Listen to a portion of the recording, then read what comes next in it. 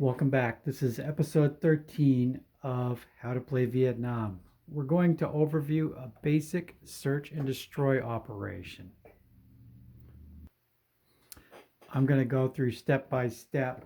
I'm going to be following the flow chart that's in the back of the book.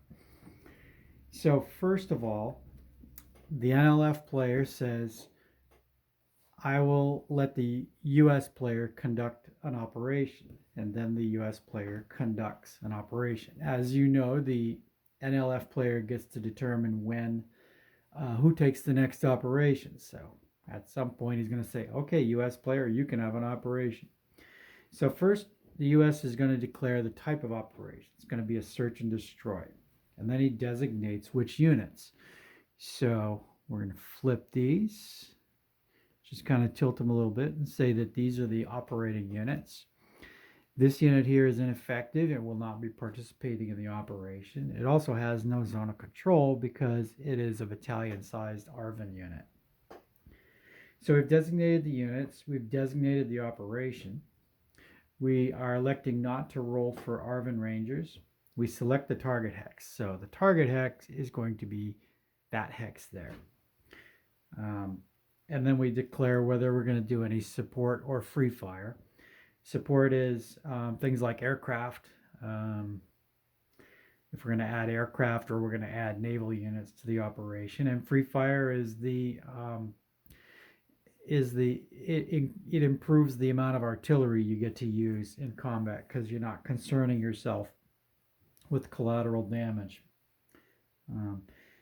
And then we start with movement. So we're not going to declare any free fire, no support. It's just going to be a very basic operation.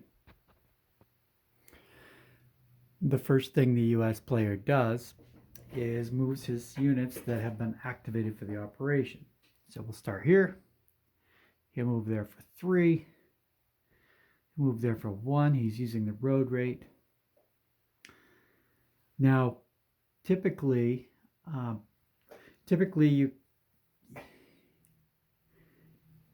you may have remembered that we have a concept called reaction moves.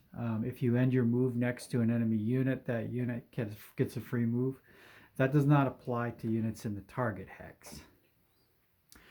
He's going to go here for 3, 4 to cross the river, 7 to get there, and he's going to stop there.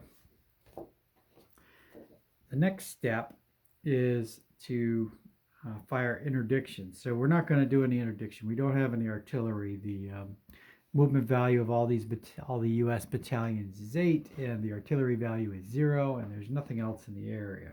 Just very simple operation. So now the Viet Cong get an alert roll.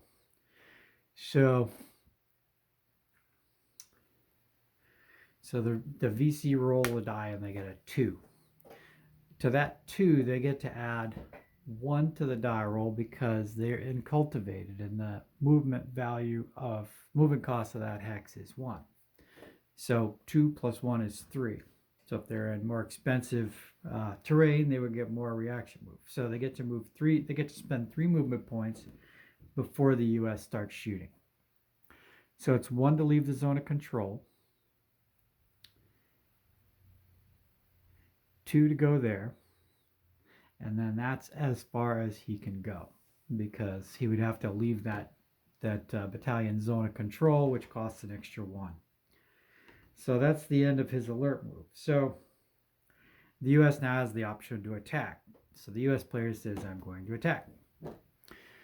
Now the VC unit is finally revealed. Now we know we get to see what we're looking at. So it's a 207. So we attack at 3 to 2. So there's a +1 to the die roll for attacking at 3 to 2. So we'll go ahead and roll the die. Okay, so the US player rolls the die and he rolls a 6. Now, I'm looking at this chart here. So the Viet Cong unit takes his losses first. So the ground strength of the Viet Cong unit is 2. So we're going on the 1 to 3.5 column, the very first column. I go down to 6. Defender loses on the right of the slash So that is a 1 loss. So the Viet Cong could choose to lose the unit to satisfy all casualties, and they would get 1 replacement point back as a rebate, or they could choose to lose 1 replacement point. So I'm gonna note it off map. There's a track for keeping track of replacement points, and the Viet Cong are gonna lose 1 replacement point. And now we do the same thing with the US. Ground strength of 3, so we're on the first column, and we look on a 6. I'm going to change the die roll to a 5. Sorry for the confusion, because I have to add 1 because of the odds. So 5 plus 1 is 6. I intended to be on the 6th column, so, or in the 6th row. So we look, and the US loses 0 points. So there's nothing for the US player to do at this point. Now we can, now the defender can retreat. So he can spend his 7 movement points to run away. So he's going to go 2, 3,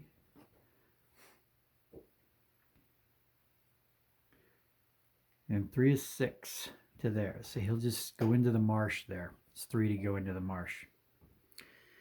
And now the US units can pursue.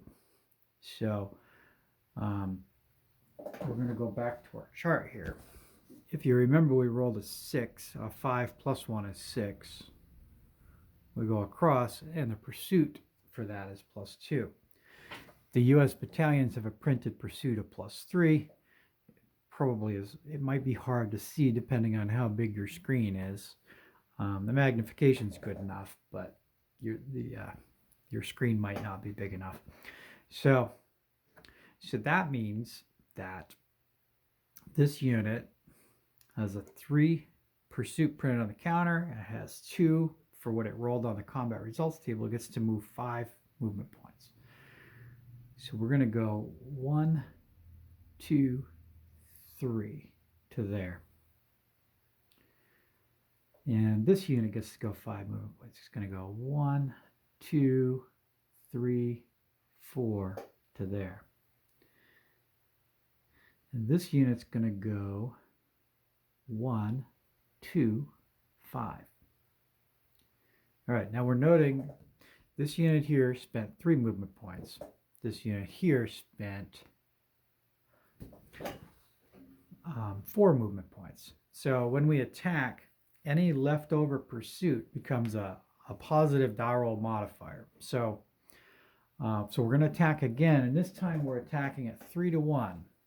So it's we take the 3 plus 3 is 6 for the 2 US units. We make a ratio with the ground combat value of the Viet Cong unit. 6 to 2 is 3 to 1. 3 to 1 is +3. Now, this guy has 2 movement points left over, and this guy has 1 movement point left over. So whoever has the least movement points left over, we use that unit's leftover pursuit as a positive die roll modifier. So we have +1 for pursuit, +3 for odds, -1 for marsh. So it's +3 to the die roll. Okay, so we rolled a 3. 3 plus 3 is 6. So I'm looking at this chart here, and we have the same result for the Viet Cong. There's 2 ground strength, so they lose 1 point. So we're going to, this time the Viet Cong is going to pull the unit to satisfy the losses. So the Viet Cong unit is eliminated now at NLF player's choice, NLF player's option. And 1 replacement point gets added back to the replacement point pool for the Viet Cong, because we pulled a 2 strength unit to satisfy 1 loss, so you have 1 point kind of gets rebated back to you. Now we look to see what the US loses. So we're on the 6th row, and there's 6 ground combat strength of US. So we look on the 2nd column here, and to the left of the slash you see 0. So the US still loses 0 points. So there's nothing left for the US to do other than pursue. And on the 6th row, As before, it's +2 for pursuit. So they still get to pursue even though there's no more unit to pursue. So it gives you an opportunity to reposition. So let's say they want to defend the borders of this province. So we would go 1, 2, 3, 4. Going down the road, he can stop there. He can go 1, 2, 3, 4 to there, and this guy will go hang out near the 10. 1, 2, 3 to there. They can all move up to 5.